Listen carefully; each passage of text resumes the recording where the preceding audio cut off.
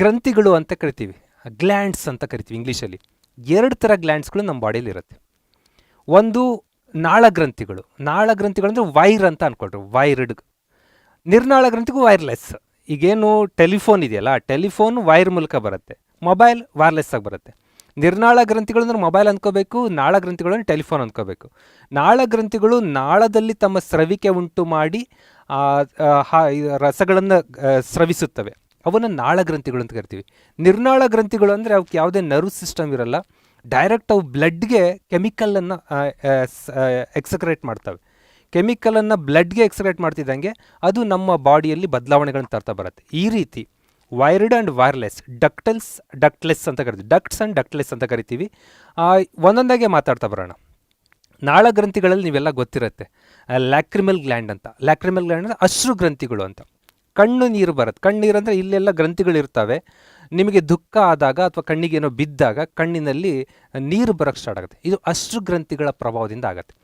Memory glands ಈ ಹಾಲು ಉತ್ಪಾದನೆ ಮಾಡೋದಕ್ಕೆ, ಹಾಲನ್ನು ಪ್ರೊಡ್ಯೂಸ್ ಮಾಡಿ ಹಾಲು ಕೊಡೋದಕ್ಕೆ.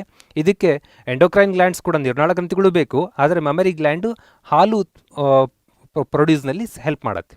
ನೆಕ್ಸ್ಟು ಎಕರೈನ್ ಸ್ವೆಟ್ ಗ್ಲ್ಯಾಂಡ್ ಅಂತ ಕರಿತೀವಿ. ಎಕರೈನ್ ಸ್ವೆಟ್ ಗ್ಲ್ಯಾಂಡ್ ಅಂದರೆ ಬೆವರು ಗ್ರಂಥಿಗಳು.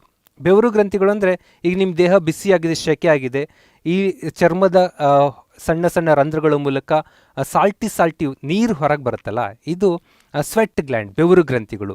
ಸಲೈವರಿ ಗ್ಲ್ಯಾಂಡ್ ಲಾಲಾ ಗ್ರಂಥಿಗಳು, ಬಾಯಿ ಒಳಗಡೆ ಏನು ಲಾಲಾ ರಸ ಪ್ರೊಡ್ಯೂಸ್ ಆಗಿ ಡೈಜೆಷನ್ಗೆ ಹೆಲ್ಪ್ ಮಾಡುತ್ತಲ್ಲ, ಲಾಲಾ ಗ್ರಂಥಿಗಳು. ಪ್ಯಾಂಕ್ರಿಯಾ ಅಂತ ಈ ಹೊಟ್ಟೆಯಲ್ಲಿ ಬರುತ್ತೆ. ಪ್ಯಾಂಕ್ರಿಯಾಟಿಕ್ ಜ್ಯೂಸನ್ನು ಕ್ರಿಯೇಟ್ ಮಾಡಿ ಅದು ಕೂಡ ಜೀರ್ಣಾಂಗ ಕ್ರಿಯೆಯಲ್ಲಿ ಹೆಲ್ಪ್ ಮಾಡುತ್ತೆ.